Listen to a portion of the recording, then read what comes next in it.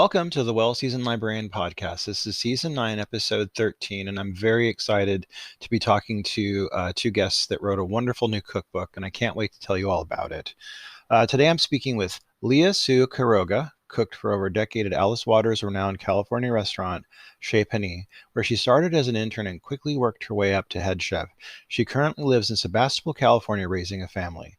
Her sister, Cammie Kim Lin, is a serious home cook who got her started in commercial kitchens before becoming a professor and a writer.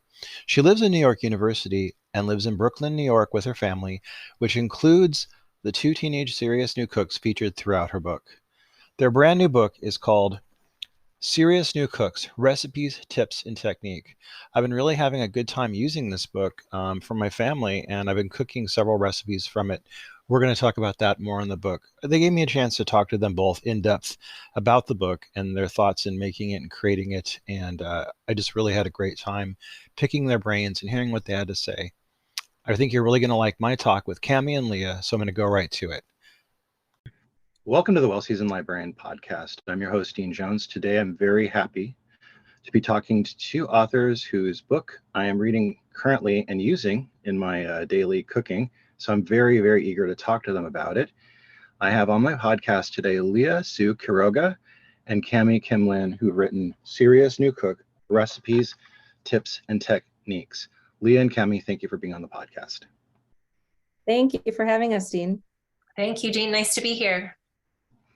Now, there's an excellent foreword in the book by Cal Peternell, who's been on the podcast before, and I love him. I love his podcast. It's really amazing. He talks about how you both, Leah, how you came to Chez Panisse from a family food culture. Can you both talk about what food meant to you growing up, to your family? Thanks, Dean. That question, I think, is so central to this cookbook and our recipes in it and the stories we tell, and also to my work as a professor. I'm very interested in the intersection of food and identity.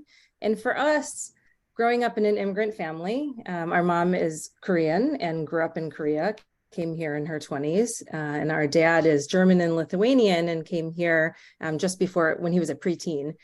And we grew up in a suburb of Detroit in a pretty white community. So, being biracial and growing up in this family with a mom who was a spectacular cook and a dad who was really serious about food, really shaped our palates and also, I think, our understandings not only of food, but of ourselves. And so I think there was something about the way that our mom learned how to cook. She didn't only cook the food of her homeland. She did that and she taught us that, but she also learned how to cook food from all over the world. And I guess to me, that always reflected something about who she is as a person and how her desire to learn about the world and learn how to cook food and teach us to be young people who understand something about the world and about ourselves as young, sort of, I guess, multicultural people was reflected in the food that we ate. Was there anything that, go ahead, sorry, go ahead. This is Leah here now. So I think another thing that really shaped what food has come to mean to us today is that our mom really cooked everything from scratch at a time in, during the 70s when maybe TV dinners and frozen foods and things were pretty popular, casseroles, we had a big garden and she cooked everything from scratch. And I think that's very in line with the Chez Panisse ethos, and that's something that we both follow to this day. Also, we had dinner together as a family almost every night. And that's something that we still do with both of our families now. I think the other thing that was important to our life growing up in food had to do with the kind of community that my dad really was a part of, and that therefore, our family was really connected to, which was this kind of interesting group of foragers and hunters and farmers in Metro Detroit. And it included immigrants, and we had neighbors who were Italian who taught our mom to make really marvelous Italian food and Sicilian food. And then I know I don't know. I think Leah has some kind of interesting stories related to to our dad and his hunting and foraging that to me always seemed like they connected to your work and your interest at Chez Panisse too, Leah. I don't know if you feel like that's true.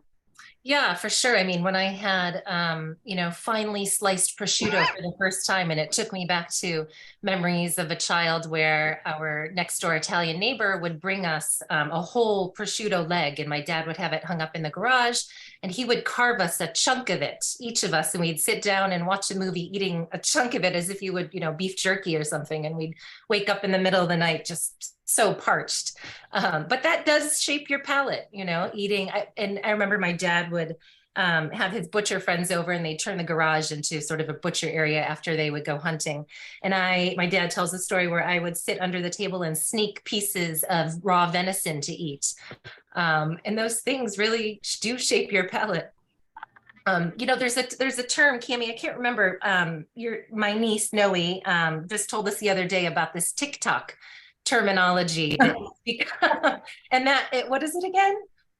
That we are an ingredient household.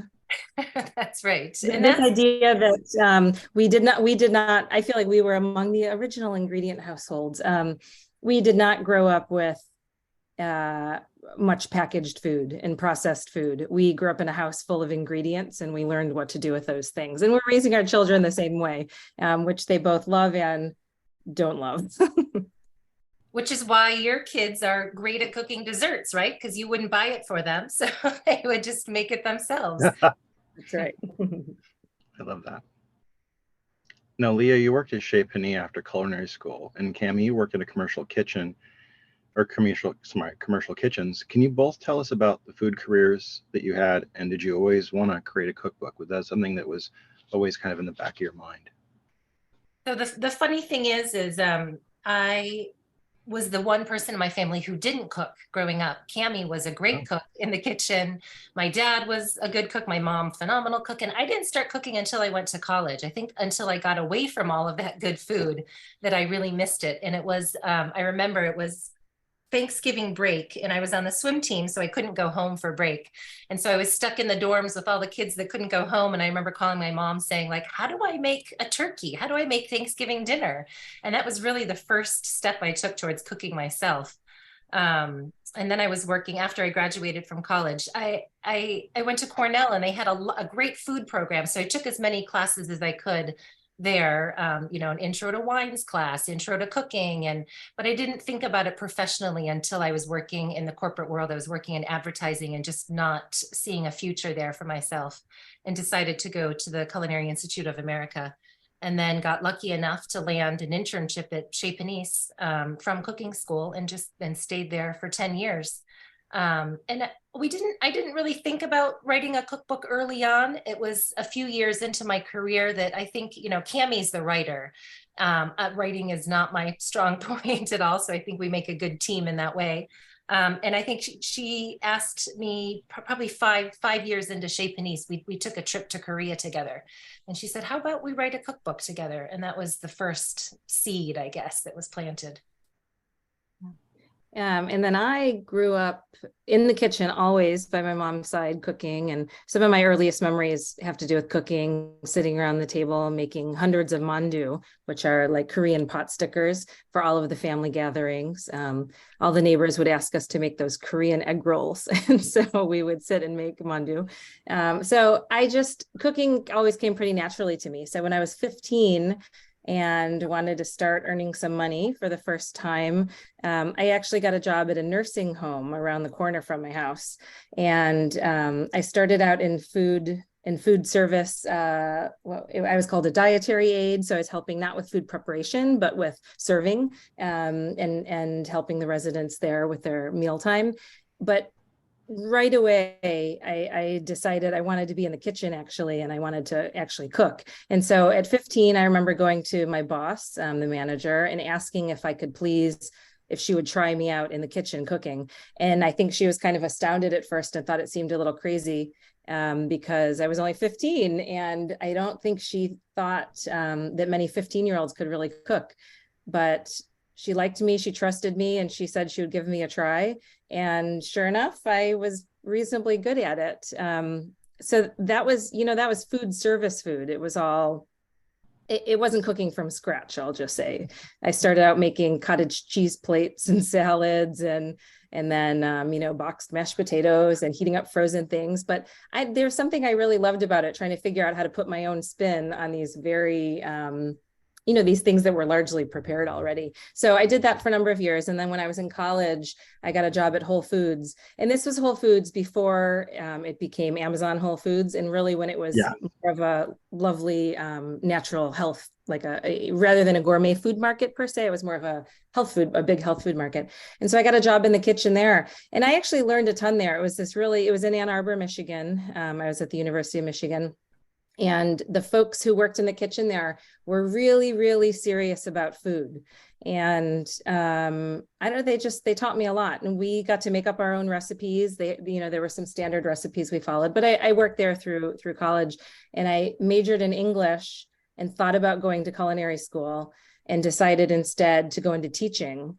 And right at the time when I had decided, I think I had just finished my grad school applications for teaching, which meant I was putting aside any thoughts about going to culinary school, which I had considered. That was when Leah called and said, "I'm going to culinary school." And I couldn't believe it. It was a surprise, a really pleasant surprise.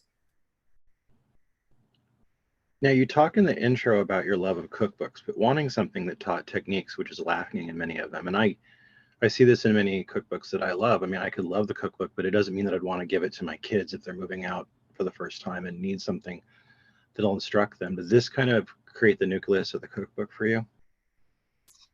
Yeah, it did. So coming back to the idea of, to our original idea of writing a cookbook back when we were in our 20s, we thought in our 20s we might write a Korean cookbook.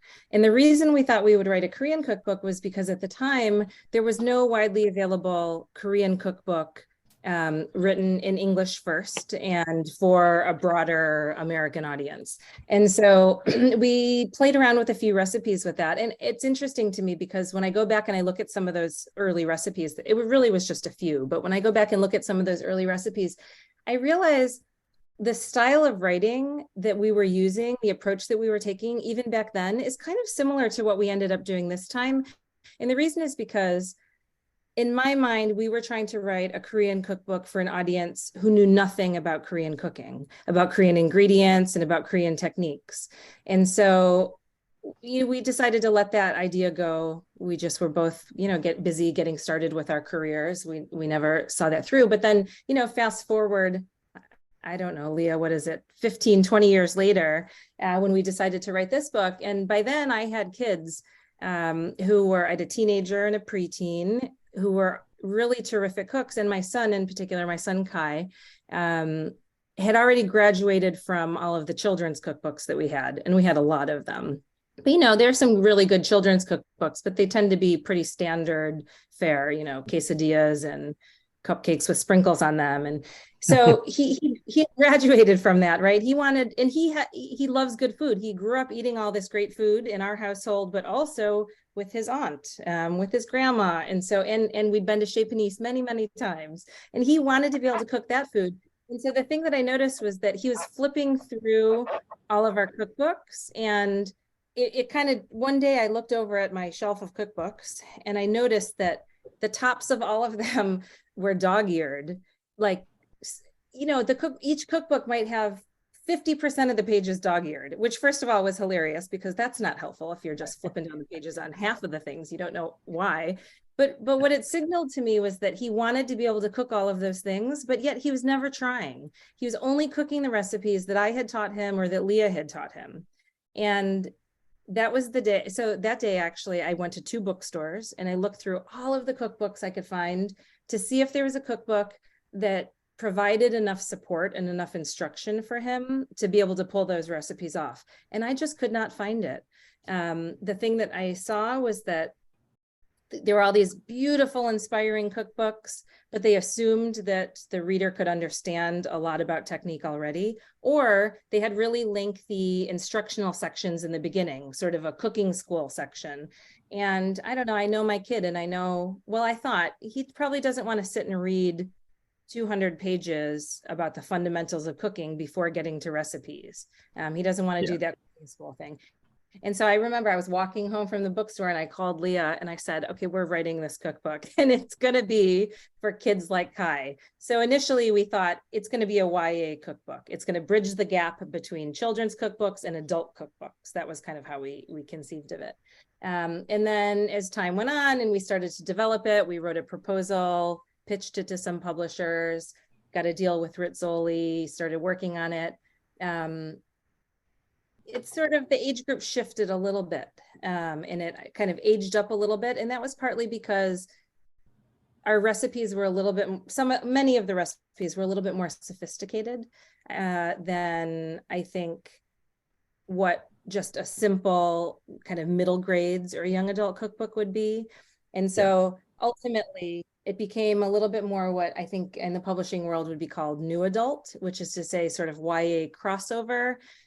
So 16 to 25 was sort of our target audience.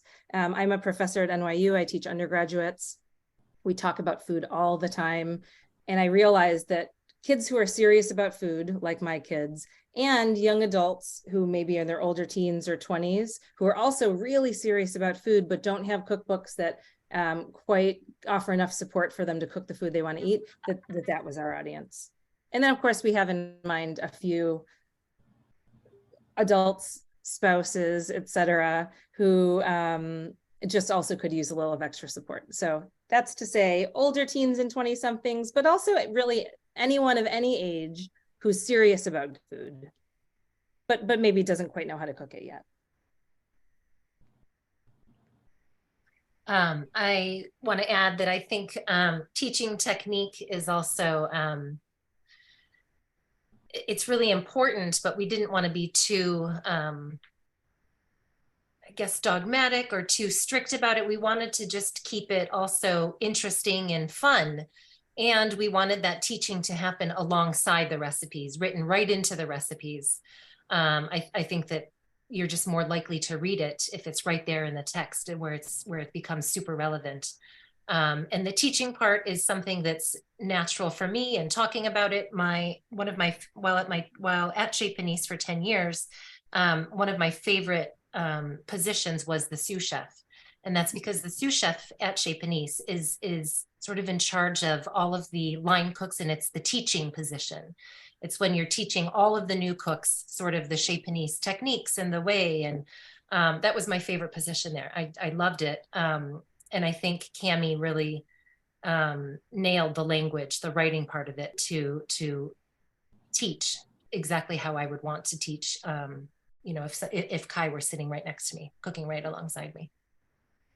Yeah, that's kind of the idea of having Leah in the kitchen next to you was also one of the guiding approaches. A lot of cookbooks just say, the recipes are just instructions. They say, do this, do that, and that's it. Maybe there's a section in the beginning that explains it, but the recipe itself is just instructions. And we didn't want our recipes to be just instructions, because we want newer cooks to not only learn how to cook a recipe, but to learn how to cook generally through the recipes. And so in my mind, it was like, I could picture Leah in the kitchen alongside a new cook, and I wanted to let them hear her voice and how she would explain, this is why you do these things. This is how you do those things, not just telling them to do it as if they understood already.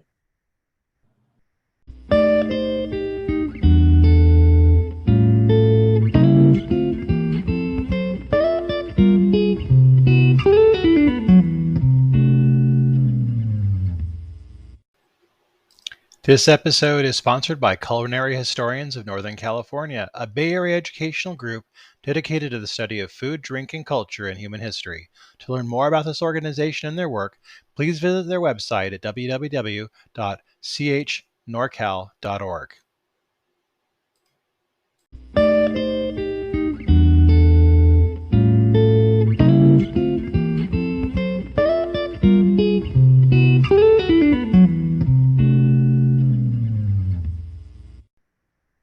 I loved the way the book was laid out. As a librarian, I really thought it had exceptional organization of chapters.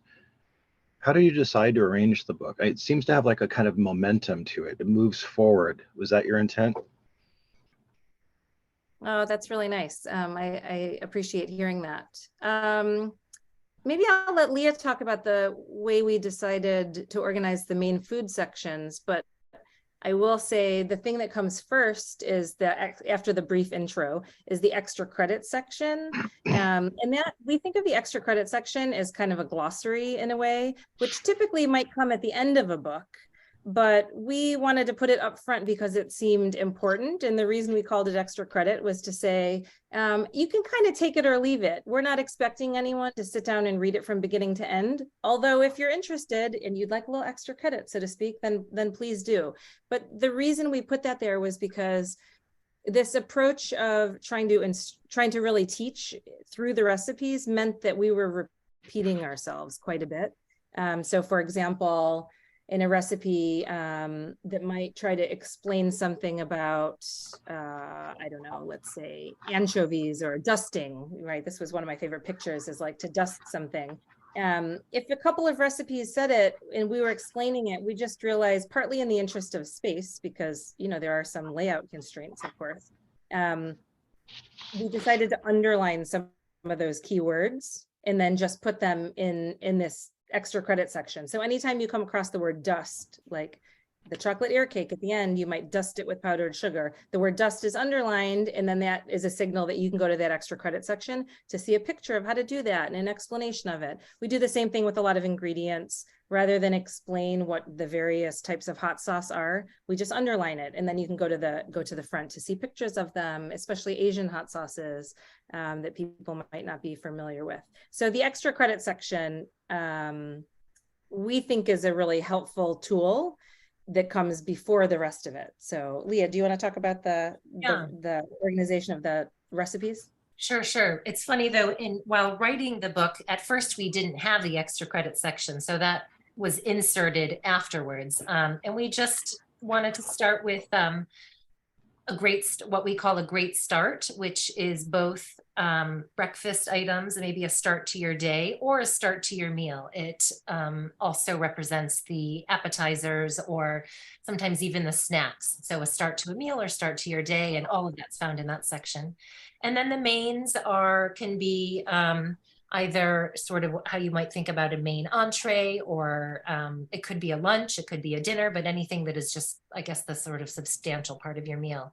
And then the sweets and treats, of course, desserts. And then special menus was something I really wanted to add, because putting together a menu was such a large part of being a chef at Chez Panisse. And the way, you know, we wrote a new menu every day. It changes to this day. It changes every day for both lunch and dinner. And we put a lot of thought into writing that menu each day. And simple things though, for instance, if you were to have a blood orange and fennel salad for your first course, maybe you wouldn't want fennel repeated in the main course or oranges repeated in the desserts. So to think about balancing it out with different ingredients and textures, and also how much time something might take you to make. So some of the special menus we include are like if you want to make a Mother's Day brunch or a Father's Day dinner, or, you know, a graduation dinner. So just sort of trying to teach people to think about those various aspects of putting a menu together. I really love the photography in it, because it seems to almost speak in some ways to the kind of YouTube generation and the TikTok, where the stuff kind of gets highlighted and put in detail. And there's some great detail. I love, for example, when you have the Asian hot sauces next to each other in the book, because you really, not often do you get a chance to look at something that's not in a bottle or a jar when you want to try it. And this really gives it a kind of like a cross section of what exactly the texture looks like, which I think is so important. And the breadcrumbs, for instance, is also brilliant, because you show what they look like next to each other. And like, I think for new cooks, that's so important. Like, I think my kids would just really glom onto that. And then like the chicories, for instance, just so many things are so artistically done. Did you guys kind of have that in mind? Was that kind of your direction when you made the book? Well, we really got lucky to connect with Molly Ducoudreau, who is our photographer, and became a really good friend through this project. She just has a really brilliant eye, but the thing I think that was the most helpful about working with her was that she really, really understood the concept of the book. This book is a little bit different. It's not your typical cookbook. And she understood and appreciated that early on. So she was really able to help us make decisions, and we worked together as a team to make decisions about those photos. Sometimes we had an idea to just put in a photo that was really beautiful, but we always came back to asking, like for the extra credit section, for example, which things need to be illustrated. So if we're going to talk about breadcrumbs, we realized, well, you kind of need to see what we're talking about. A description of the size of something when it comes to breadcrumbs, how golden it is, or, all of these little details.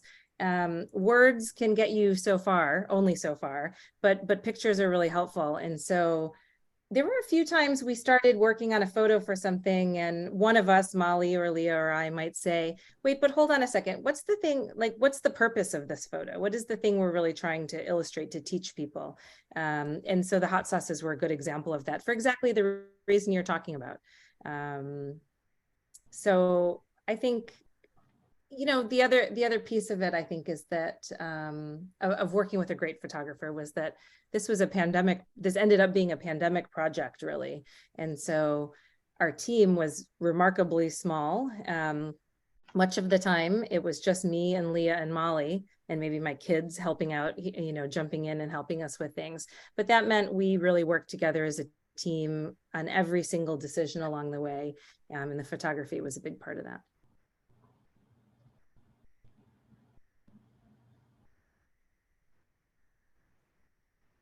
Okay, I loved the recipes, and I usually try to cook one or two items from a cookbook when I talk to an author. But in the case of this one, I just was going to use it anyway, even if I didn't talk to you guys, because there's so many good things in here. Last night we had the tortilla soup. Tonight we're having the fresh fried cutlets for dinner, which I'm looking forward to. We're gonna have the puff daddy on Wednesday, and the bulgogi meatballs on Saturday. And I'm looking at other things to make in the coming weeks. Did you guys have a hard time picking specific recipes? I mean, was it kind of difficult to select certain things? It's funny because I also made the tortilla soup last week, although I did a tomato version instead of the green version. We had the flash fried cutlets last week when Cammie was in town. Her kids made it for us. And I make nice. Puff Daddy practically every weekend. So really, the recipes are just the food that we cook all the time. It was funny, when we were doing the photo shoot, we had all of the proof shots up on my wall, and my kids would just point to things. Today, I think I want that for dinner. And tonight, I want that. So it's just the food that we eat. So in that way, it wasn't hard picking the recipes. It was harder narrowing down the recipes, like which things are we going to take out? And the things that got deleted from the recipe list were things that didn't fall within a recipe trio. There's this Japanese steamed egg custard that my kids love, and I make it all the time. And at first I really wanted that in the cookbook, but we just kind of couldn't figure out a trio to make that a part of. So editing down the recipes was a little bit more difficult. The savory, the starts and the mains were really easy. We are not a big dessert family in my house, so the desserts were a little bit more challenging for me, and that's where Cammie's kids really stepped up. And for instance, the mochi ice cream. I had actually never even had mochi ice cream, but that's one of Noe's favorite dishes that she had been making since she was in middle school, I think. So we made that together and practiced it and figured out a recipe together on that one.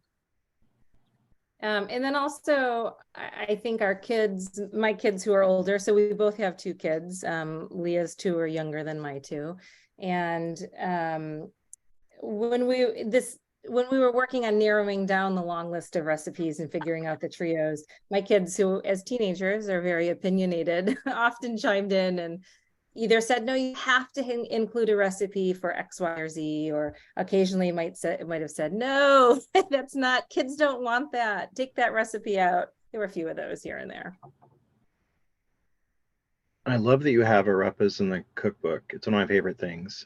And I also love how you feature it as something malleable that you can use instead of just being like a standalone recipe. You have it as like a sandwich with cheese in it, Was that kind of your idea with some of this, to kind of show the malleability of some of the items so they could be used in various ways?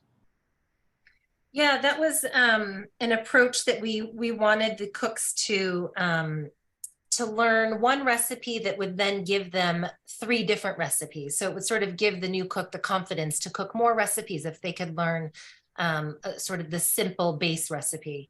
And it works differently in some of the different recipes. I think one particularly good example is if you braise a pork shoulder. And this is often how we eat it at home in my house too, is we'll have it the first night just sort of as is, maybe with some polenta and some chicories or something. But then pretty much the next night, we always make braised pork tacos. And then the night after that, we always make a braised pork pasta. So if you can learn this one basic recipe, like, look, now you know 3 different recipes. So that was our thinking with that.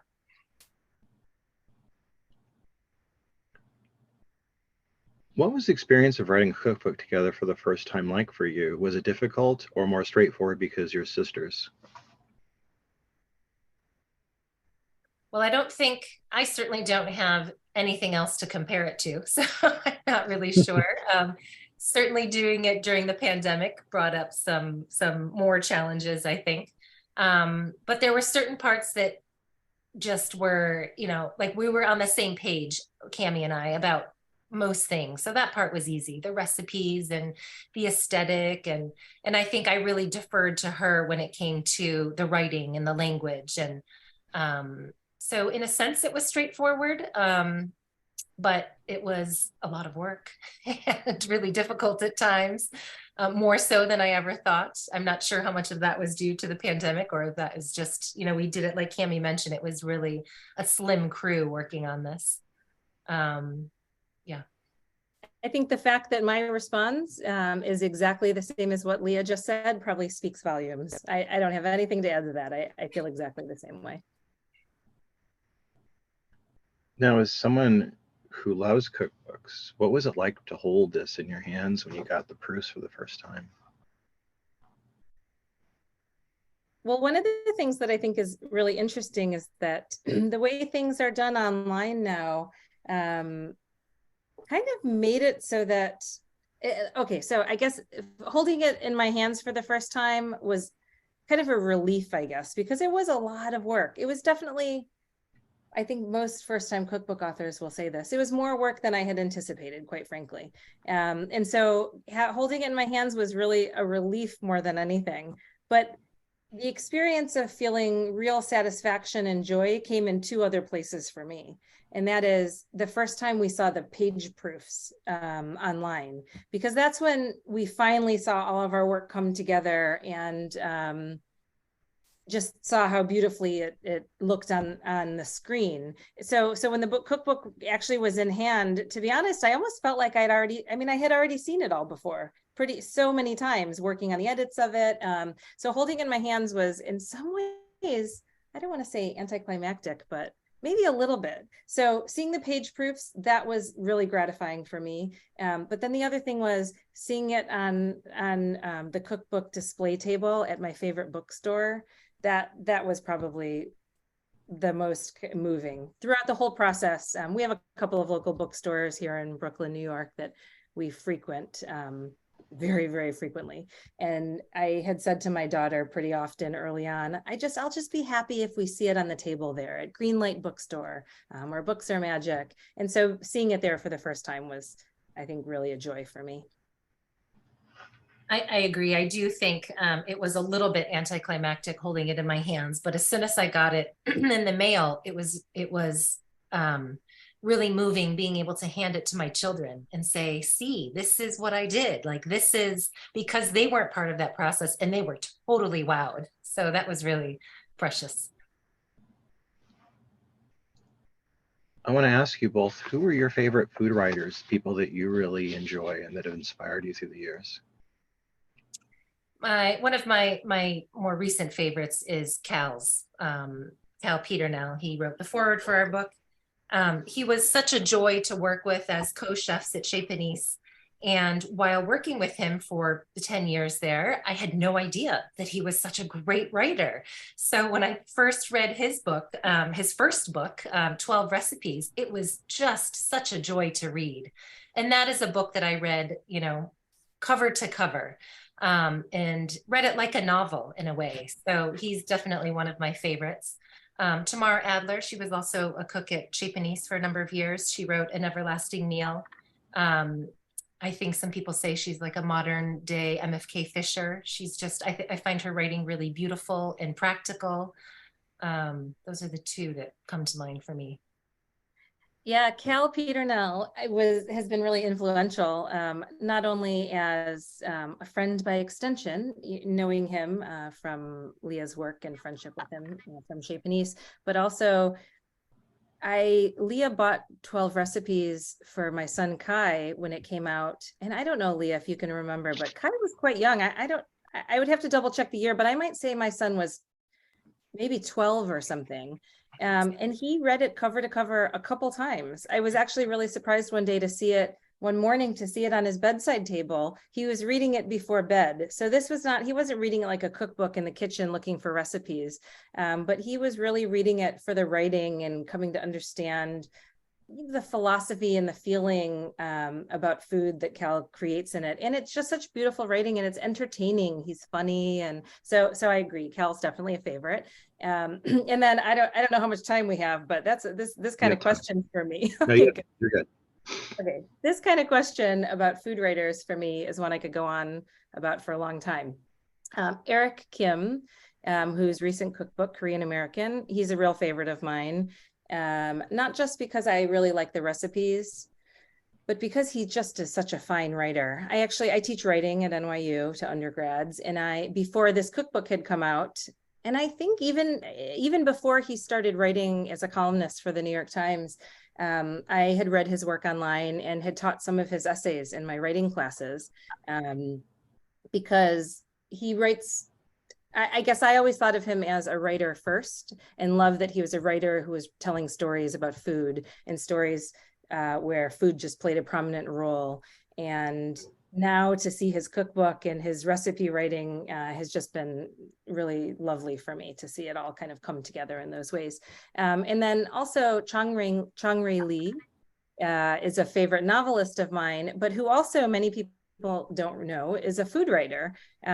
He has written columns for many different magazines, including The New Yorker, where he just has done some really beautiful writing about food and about food and identity in particular.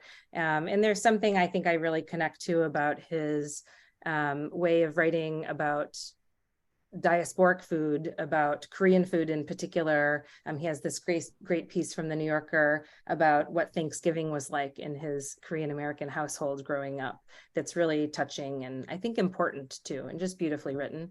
I also love Edna Lewis, who has a recipe with Scott Peacock that we featured in the book. We worked with Scott on their warm apple crisp recipe. I just think that she was an important writer and a really beautiful writer. And the thing I love about her work is that she so seamlessly tells stories about the origins of the recipe in just this beautiful way that brings together a little bit of family story with philosophy about food and really establishing this food from her home. And in particular, growing up in a way that has been really important, I think, for American cuisine. And then also just in terms of recipes, I really love Kenji Lopez Alt. And I always have. There's something about his geekiness about how cooking works that I've always been attracted to. And so I think that there are elements of that also at play in the way that I try to write recipes in that extra credit section, trying to explain why things are the way they are and how things are not so cut and dry. There are very small little changes that you can make in the kitchen that will completely shift to what happens on the pan and on the plate. So I could go on, but I think I'll stop there. That was wonderful. Cammie, Leah, what's next for both of you? Right now, I'm really just looking forward to getting back to the garden. I feel like I've neglected my garden for a while and I can't wait to get out there. That's understandable. And I am always very busy with my teaching. So I have my hand in lots of different things at NYU. And when it comes down to it, I definitely just see myself as a teacher first and always. But the thing that's interesting to go along with that is that this cookbook has really allowed me the space to focus more on food and food writing. And so I've been enjoying that. So the thing that's sort of growing, I guess, in my professional practice is the food writing element. So I'm going to be teaching a food writing class in the fall. And I've written a couple of articles recently that in some ways, many of them connect to the cookbook. But I just have in mind, I'm really interested in food studies also. So there's something about my academic focus that seems to be shifting more toward food right now. I'm not entirely sure what that's going to look like in the coming years, but it's fun to take something that was, I guess, more of a hobby and a part of my life that used to be somewhat separate from my professional life, and to see how those two things are really coming together more. Thank you both. I just want to thank you for the cookbook. It's going to make many wonderful meals and memories for my family, and I look forward to having my wife and my kids use it to learn, some techniques and learning some recipes. So thank you very much for it. It's a wonderful book. I really encourage everybody who's listening to this to please do pick it up, because they're going to love it. And I know it's going to be, I know it's going to continue to be a huge success. So thank you for being on the podcast, and thank you for writing this wonderful book. Thank you so much for your really terrific questions, Dean. It's a pleasure talking with you. Thank you. And I hope your flash fried cutlets turn out well tonight. Oh, I know they will. I'm looking forward to them already. That was my conversation with Cammie Su Quiroga and her sister Cammie Kim Lin, who wrote the wonderful new cookbook, Serious New Cook: Recipes, Tips, and Techniques. You can get it all through all better bookstores, and it's available through all major retailers. I'm going to highly recommend this for you and your family, especially if you have young cooks that you're trying to get into the kitchen to make dinner or cook for themselves. I really can't begin to recommend this book enough. If you know a young person who's going off to college or going off to live on their own, again, I highly recommend this book. You won't be sorry. I've used it, as I've said in the interview, several times this week, and my family's very happy I'm doing so. Now, on Monday, we're going to be talking to Vasudha Viswanath, whose book Vegetarian Reset is out the very next day, next Tuesday. Viswanath is the writer of the We Ate Well community, and she's a really well-known writer in writing in vegetarian foods that's also very healthy focused. You're going to want to hear my conversation with Vasudha as well. I hope you're all having a really great week, and I hope you have a great weekend as well, and are able to cook some really wonderful items for maybe some of the authors that I've had on the program. Until I talk to you next week, keep on cooking.